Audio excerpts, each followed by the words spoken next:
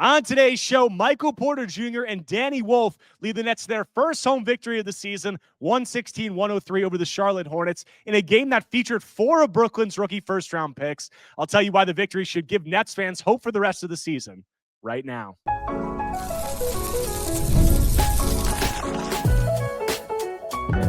You are Locked On Nets, your daily Brooklyn Nets podcast. Part of the Locked On Podcast Network, your team every day. Welcome in to Locked On Nets right here on the Locked On Podcast Network. Now the #1 sports podcast network. It's your team, the Brooklyn Nets, every single day. I'm Erik Slater, Brooklyn Nets beat reporter for ClutchPoints.com. Thank you for making me your first listen of the day. The show is 100% free on all those great platforms. Today's episode is brought to you by FanDuel. Right now, new customers can bet just $5, and if your bet wins, you'll get $300 in bonus bets to use across the app. Head to FanDuel.com to get started. And on today's episode, I'm going to be recapping the Nets' 116-103 win over the Hornets at Barclays Center, diving into another impressive performance from Danny Wolf, Michael Porter Jr.'s continued ascension, and several takeaways from Jordi Fernandez's rotation decisions. All right, and coming to you live from Barclays Center, I got Lucas Kaplan with me here from Nets Daily.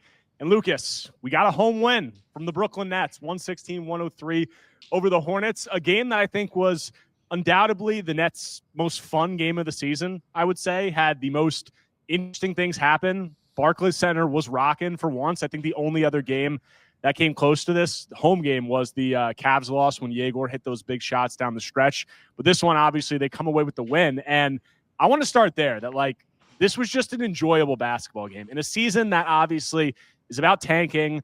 There's a lot of things that aren't that fun that go with that. It's not enjoyable to talk about tanking. Maybe there's some fans who will be upset that the Nets won this game, but ultimately, like, I don't see how you can be upset with this game because they may have won, but like several rookies contribute. MPJ continues his breakout.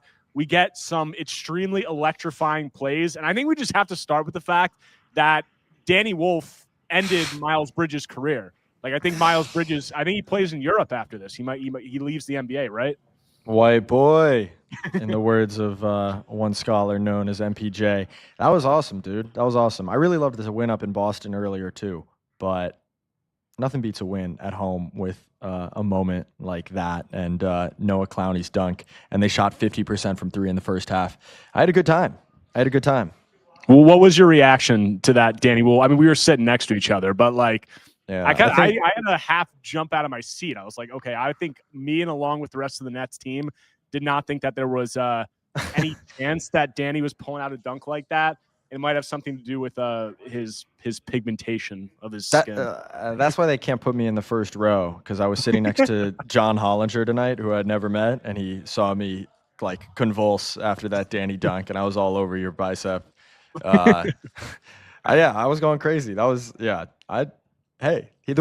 once the runway opened up for him, shout out to the Charlotte Hornets defense. I got the sense he was going to go for it, but I didn't think it was going to go that well.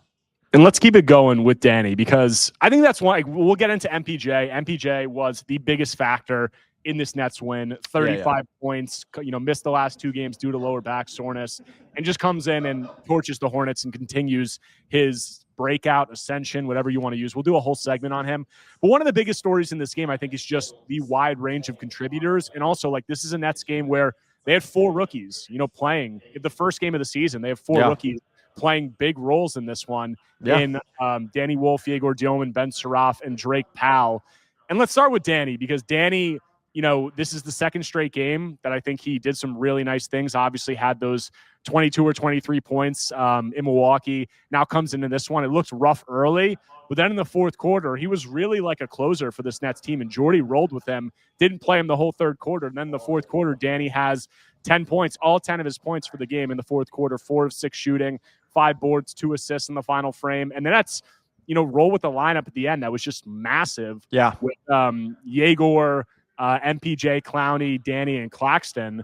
And I feel like Danny at this point, like I said it after the last game, this was already my stance, but like he has to be up with the Nets. I mean, like, I think the cat's out of the bag at this point. I don't think you can really send him down too much. I mean, if at all, like if he's if he's proven to you that he can close a fourth quarter victory at home, you only have 4 wins on the year. That's probably enough for consistent rotation minutes. And if you can play him next to Noah and a center, so like Nick or Dayron, then that means he can theoretically take Jalen Wilson or Zaire Williams minutes. And with all due respect to those guys, there's nothing that either of them have done to say, oh no, well, they have to play over Danny. So that's where I'm at. The cat's out of the bag.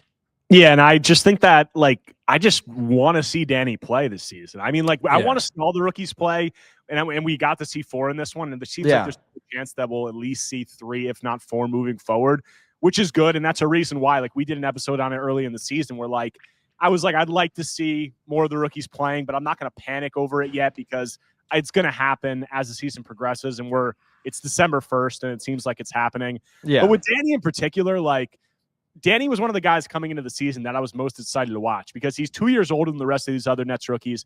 And he's this 6'11" ball handler with like this funky, flashy style that I just thought was going to be really fun and like a really, a positive thing or an enjoyable thing to watch during a net season that is going to be about tanking and ultimately about player development. And you saw that in this one. I mean, like, after he threw the dunk down, he had like those few possessions down the stretch where he got the ball. Like, the Barclays Center crowd was legitimately like, it felt like when like Steph or somebody has the ball, like they were like getting to their feet in anticipation of Danny doing something crazy. So maybe we saw like the initial like birth of a fan favorite here with that dunk in this game. I know. It felt like a little bit of like an end one mixtape tour. Like at the end of the game, he's like, all right, the crowd's rising to its feet.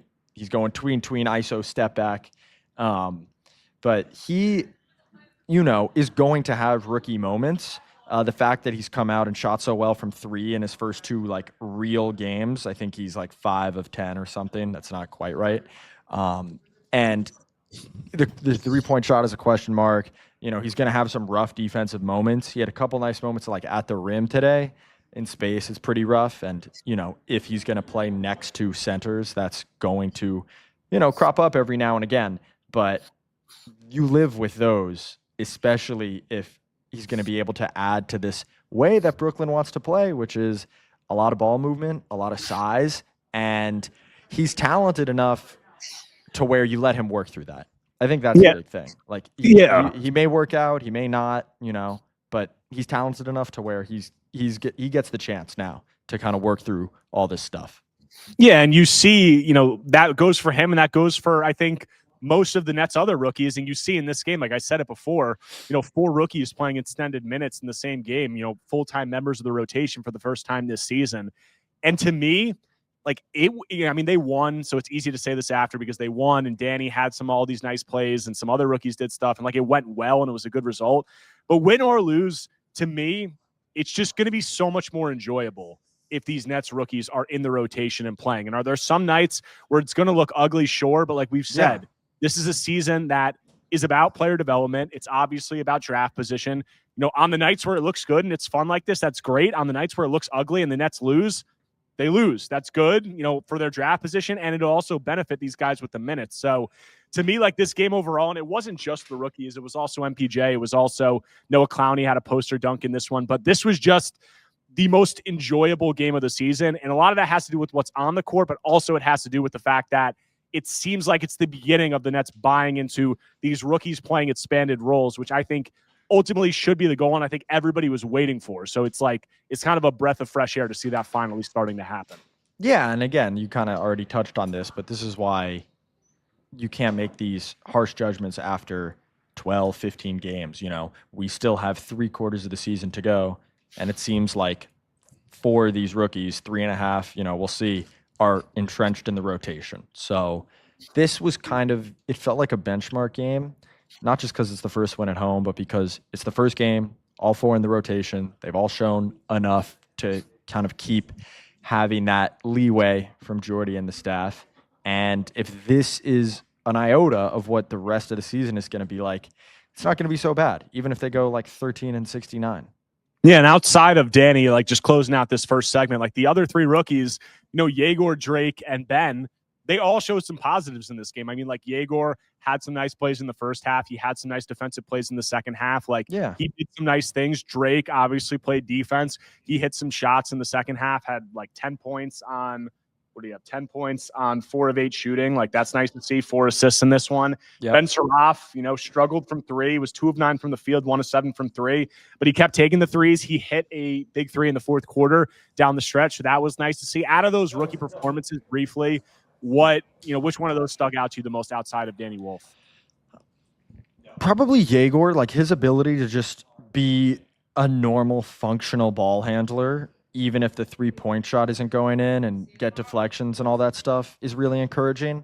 I think the thing that we've learned is, like, Danny is going to be the only one with a real scoring floor for a while.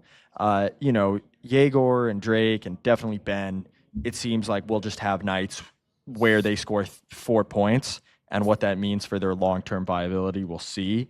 But Yegor having a positive night, where I thought a positive night, where he shoots 4 of 12, he only shoots 3 of 9 from 2, and yet it doesn't feel like he's bleeding points out there, even as a 19-year-old rookie guard. That's the big time. He's going to have like single-digit scoring performances, but you don't want those to be outright negative performances. Yeah, you look at Yegor in this one. He played 26 minutes. He was the Nets' primary ball handler. And the big thing that sticks out to me is 4 assists, 0 turnovers. Yeah. In 26 minutes. And that is the thing that has been most surprising to me about Yegor this season, is his ability to take care of the ball. And, like, sure, there are on occasion the ugly moments, especially early in the season, where he gets ripped at half court, or he gets stripped, or he loses the handle. But for the most part, he's taking care of the ball much better than I expected. I did a bold prediction before the season that the Nets would lead the league in turnovers this season, just because all the rookie point guards and some of these things. And Yegor's kind of proved me wrong in that regard. I mean, I think he's around, like, as a starter this season, he's over 4 assists and at like 1.5 turnovers per game. So that's pretty elite efficiency in that regard relative to what we were expecting. So I think that's a real positive. And I think overall it's just a major positive to see 4 rookies in the rotation getting extended minutes. And it seems like we're going to have, I would say, definitely 3 and maybe 4 moving forward, depending on how they handle Ben Saraf. But the rookies weren't the biggest factor in this win. It probably was the nicest thing to see them all playing together. But Michael Porter Jr. just continues to play like a stud offensively, despite missing the Nets' last 2 games due to lower back soreness. He comes in and he leads the Nets to the win. And I'm going to tell you, and Lucas and I are both going to tell you why. There's some nights where MPJ, these offensive performances, they're just not going to let the Nets lose. So we get into all that and we continue Locked On Nets after a quick break. NFL Sundays move fast. One play and suddenly everything feels different. That's what makes live betting with FanDuel so exciting. You're not just watching the game, you're reacting to it in real time. With FanDuel, you can place bets as the action unfolds, every drive, every momentum swing, every highlight moment. Live betting is the best when the game starts to shift, a receiver gets hot, a defense tightens up, or the momentum flips after a turnover. FanDuel lets you jump into the moment. Guys, FanDuel has live spreads and money lines that adjust instantly. Player props update as guys heat up. You can bet next touchdown scores, drive results, totals, and more. It keeps you locked into every snap, every drive, every possibility. So if you want to be right in the middle of the action this season, visit FanDuel.com and place your NFL live bets all season long. FanDuel, the game moves fast, and so can you. Coming back from the break, continuing tonight's Locked On Nets episode, recapping Brooklyn's 116-103 win over the Charlotte Hornets. And MPJ is cooking in this one. And I've said that MPJ has been playing at an all-star level, and I'm going to, continue to say that. And this was a game where MPJ just was not going to let the Nets lose. Like, whenever it got close to the second half, MPJ, he turned it back on offensively and he broke out, and 35 points on 13 of 24 shooting, 7 of 11 from 3. He was a game high plus 18 in this one, 4 assists to 2 turnovers. And Lucas, MPJ is playing at an all-star level. I just said it. He's not going to get an all-star nod, obviously, because the Nets are one of the worst teams in the league, but he has answered some questions. He's proved some people wrong in a big way, us included. Like, after the first few Nets games, I think we both had our feelings and takes about him not really being a serious player and it looking a little bit unserious during the initial going. And he's turned it around, and he continues to look like a player who I don't think you can write off as, having a future with this Nets team, just based on the way that he's playing and the way that he's fitting into this Jordi Fernandez system. We'll get to that quote he had in the locker room, but they've really just done a great job at maximizing his strengths and designing like a really competent flowing offense around him. And the reason why he's been such an enjoyable primary option, and I'm writing about this, is he touches the ball a lot, but he really does not hold it for a long time. This offense is built around a ton of quick hitting actions for him. All he really has to do is hit the roller, if he sees two defenders, make the occasional skip pass. But I mean, most of the time, the rim is open, and that's who he should pass it to because he's 6'11". I mean, the shot, like, I don't know how many times he hits the shot a game that is you just have to chuckle at. But hey, I'm a fan of MPJ primary option hoops, I got to say. And I've talked about it before, and I'm going to continue to talk about it. The fact that MPJ, like there was a little bit of an expectation that, he's coming in, he's going to be, spamming high pick and rolls, ISO. He's going to be trying to do all this stuff. He's going to take all these crazy shots. And don't get me wrong, he still does take crazy shots. Yeah. He's been doing it really efficiently, playing primarily off the ball. And I asked Jordi Fernandez about it, and he said, Jordi said, I really like how he hasn't been dribbling too much. He's been limiting the dribble. He's been really efficient as a cutter, as a curler off of all these screens. And then I asked MPJ about it in the locker room, what has stood out to him most about the transition he's made to this Nets rotation, about a quarter of the way through the season. He said he gave really high praise to Jordi Fernandez. And he said that he called Jordi a genius several times. And he said that the way that defenses are guarding him, trying to face guard him, and the way that Jordi has set up the offense and put him in these sets to put him in advantageous positions, that's been the biggest factor in his success. And I thought it was a really accurate and also a really refreshing and humble quote from MPJ to give all the credit to Jordi Fernandez, because Jordi is doing a great job, putting him in these advantageous positions. And also, MPJ is leveraging it to the best of his ability using his skill set. And it feels like the team has gotten really comfortable in this offensive hierarchy. They've gotten really good at spacing and cutting through in a way that gives him a lot of time or space to get a shot off to dribble. And then, yeah, the Jordi thing is really so impressive. Like a lot of the baseline structure, I think, was there last year when Cam Johnson was eating up a ton of usage on this team. But the way that it's changed to accentuate MPJ's strengths, they do even more initiation from the top of the key now. A lot of the actions are going left because MPJ likes to shoot going that way. There's a lot of, there's even more clear outs, so he doesn't really have to dribble through digs. Cam Johnson, we saw, had to do that a little bit more last season. But overall, he's really just, it's been a really synergistic fit between player and coach and system. And, it's the type of stuff that I don't think players around the league and front offices and coaching staffs take lightly, even if, they are 4-16 and not getting a lot of national attention this season.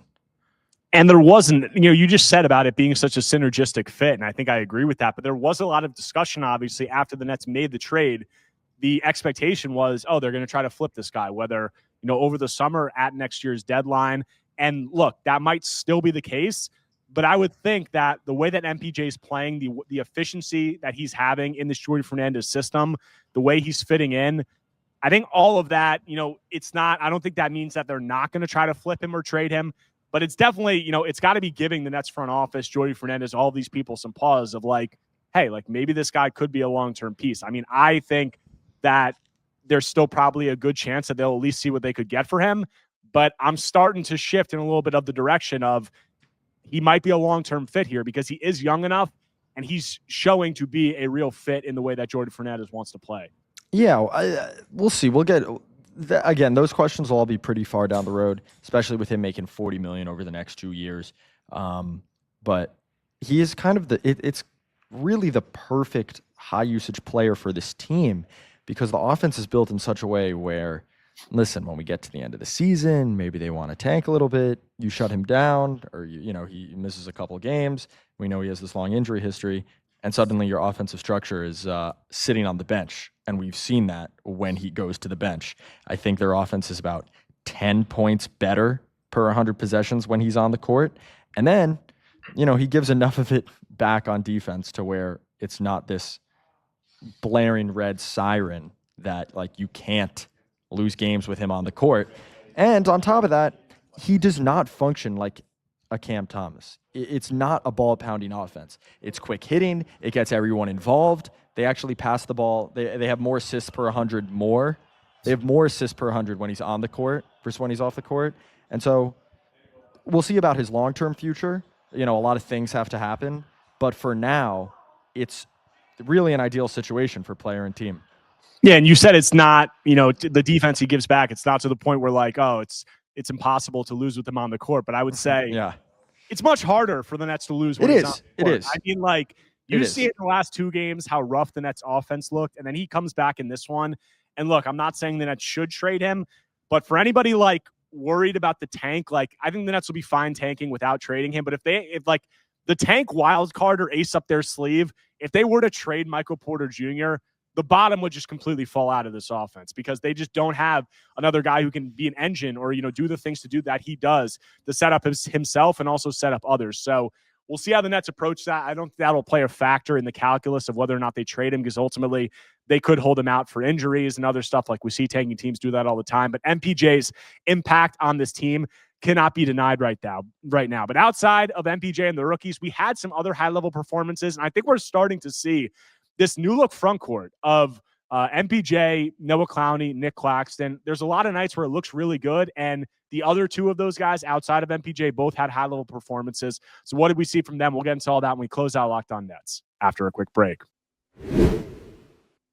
This episode is brought to you by PrizePicks. The holiday season is one of the best times for sports, bowl games, big basketball matchups, playoff pushes. It's all happening at once. And while we're making choices every day, one of the most fun places to be right is PrizePicks. PrizePicks is the easiest way to get in on daily fantasy. Just pick more or less on at least 2 player projections, lock in your lineup, and you're in the game. It's simple, fast, and available in 45 states, including California, Texas, Florida, and Georgia. Guys, PrizePicks has added an extra layer of excitement to the holiday sports schedule. Creating a lineup takes less than a minute, and the app makes the whole process smooth and intuitive. You can choose from a huge range of unique stats, fantasy score, field goal attempted, free throws made, turnovers, whatever fits your strategy. So download the PrizePicks app today and use code LOCKDOWNNBA to get $50 in lineups after you play your first $5 lineup. That's code LOCKDOWNNBA to get $50 in lineup after you play your first $5 lineup.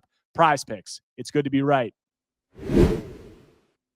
All right, coming back from the break, closing out today's Locked On Nets episode, talking with Lucas Kaplan about the Nets' first home win of the season, 116-103 over the Charlotte Hornets. We hit on the Nets rookies. We hit on MPJ, but this new look Nets front court of Noah Clowney, Nick Claxton, and Michael Porter Jr. is really intriguing me. And I think that this team, went to this new look front court, obviously, to ease some of the defensive struggles that they were having during the first 7 games of the season. But since then, there's obviously been a lot of points where it's ugly. The Nets are 3-9 or whatever they are. But I feel like there are nights where you see the vision with these 3 guys, and you see how they are elevating the floor of this Nets team on some nights. I looked it up during the game because they were playing really well tonight. And those 3 on the court together have around a -4 net rating in 230 minutes, which, look, that doesn't sound great, but for this Nets team, that's pretty damn good. And I think that, all 3 of them are showing interesting attributes that can fit together alongside one another. So when you look at those 3 guys, you look at the performance that they had tonight alongside each other, what stuck out to you most? I think it's just nice to see glimpses of a long-term vision. It's just nice to see the front office and the decision makers talk about a style of play and principles of play all summer. And then you see those bear out on the court. I know they're 4-16, but even just in flashes, you see a long front court. When Charlotte is coming down the court, it's a high pick and roll for LaMelo Ball. He hits the short roll. It's a 4-on-3. No matter who those 3 defenders are on the back line, they're all big. They're all long. Some of them may not be the most athletic, but when they fly around and they congest the paint, you can at least see a vision coming together. And when when his head is on a swivel and he's early enough to rotate to the right spots, same thing with Noah, they are a deterrent because of their length and size to offenses. And so I think it's just, you can take a level of comfort in a future vision crystallizing just a little, just in bits and spurts throughout this early part of the season. Yeah, and we heard that after the draft, Sean Marks talk about the importance of positional versatility, positional size, and obviously that was reflected in the way that the Nets drafted with a lot of these bigger guards, and then Danny Wolf and Drake Powell. And, going off that theme, they close, or not close completely, but their primary lineup down the stretch in the fourth quarter, we had Yegor Dillman, Michael Porter Jr., Noah Clowney, Nick Claxton, Danny Wolf. So that's all guys who are 6'8" and taller, 4 near 7-footers. And you saw that made things really difficult for the Charlotte Hornets. And do I think that that's a lineup that's like viable on most nights? Probably not, because there's not enough ball handling and some of those things. But I think Danny Wolf, like going back to him, like his versatility at least gives you some possibilities along those lines, that it can make things interesting because he can do things handling the ball. So that is a little bit of a vision. Do I mean that like that 5 is going to fit together all the time? But like, it's just a lot of guys who are versatile. They have differing skill sets on both ends of the floor, and you can tinker with them playing alongside one another. But I do want to get into Noah Clowney briefly, because Noah had another really high-level performance in this one. Noah, 18 points, 2 rebounds, 4 assists to 0 turnovers, which is nice. 6 of 9 from the field, 2 of 4 from 3, 4 of 4 from the free throw line. He was a plus 15. And Noah, it's been a little bit different than what we were expecting in terms of his, ascension or, emergence this season, in terms of he's been really good offensively. The defensive end is less stuff to be desired sometimes, but I think overall he just continues to kind of exceed expectations, for me at least. And I feel like tonight was another example of him just turning in a really efficient and a really professional performance, where he did a lot of things that I think were just winning plays across the board. Yeah, I mean, the fact that like Noah's capable of having a game where you're kind of like, okay, all right, not bad, and he ends up with 18 points and he's plus 15 is in and of itself evidence of, I don't know about a leap, but a big step. And he has a lot to, he's still, I think, a ways away, but the fact that he can figure it out and at least, be a neutral to positive impact guy is above, where he ended last season. That's for sure. And so he and Nets fans should feel comfortable smiling once in a while after he throws a huge poster dunk down on Ryan Kalkbrenner. It's like sometimes I just want to shake him and be like, dude, celebrate. We're 25 minutes into this podcast, and Noah threw down a poster dunk that on most nights would be, like one of the biggest like takeaways or biggest moments from the game. And Danny Wolf just upstages him with like the white boy dunk of the year. But Noah Clowney had an insane poster over Ryan Kalkbrenner in this one. So he continues to be really effective driving to the basket, and he continues to do a lot of really impressive things. And overall, I just think that, look, I'm not going to go too crazy over a December win over a Charlotte Hornets team that frankly looked terrible for most of the game. But I think that they stink. They're really bad. I mean, there was a point in this game in the second half where they just they could not throw a beach ball into the ocean. I mean, I said they were 14 of 40 at one point in the second half. So they're terrible. Not going to go too crazy over the swim. But I think overall, closing this out, there's a lot of pieces on this Nets team that I think slowly but surely, we're only a quarter of the way into the season, you can see the vision with, and you can start to get excited about. I'm not going to say that like all of them are going to be here. And I'm not going to say that if the Nets get a top draft pick in this coming draft and you just throw that player in, that this is going to be like a high level team. But a lot of the rookies are starting to show promise, or they at least have positive attributes that you could see as being scalable moving forward. And then there are players like Noah Clowney, obviously, is another young guy who's showing really promising stuff. And then MPJ and Nick Claxton, whether they stay here or whether they're traded, they look like assets moving forward. So overall, I think there's a lot of pieces. And when you put that together with the financial flexibility that they have, obviously the arsenal of draft picks that they have, the Nets may be 4-16, but I'd feel pretty good at the quarter way mark about the early returns from what we've seen this season. Listen, I know Tyrese Martin probably was one of the worst Nets tonight. He was like the only negative. He was -9, but him, catapulting from not NBA player to perhaps legit backup ball handler, especially in the pick and roll, is a cool story when Nets fans can put aside their anger at him for playing over the rookies. But listen, in some, life is short. You have reasons to watch this team now. That's pretty cool. Definitely. Lucas, appreciate you taking the time as always. The Nets got a couple more games Wednesday and Thursday. Got a good back-to-back, so we'll have you back on for that. But appreciate you taking the time, and I'll talk to you soon. That does it for today's episode of Locked On Nets. Hope you guys enjoyed the talk with Lucas. If you do not already, make sure to subscribe to Locked On Nets on YouTube and wherever you get your podcasts, whether Apple Podcasts or Spotify. If you have a second right now and you enjoy the content, smash that like button, leave a comment, leave a 5-star review. Anything you could do to engage is much appreciated. But then it's got a day off, and they're coming back with a back-to-back, so I'll have coverage of all that and more when I'm back tomorrow talking more Brooklyn Nets basketball.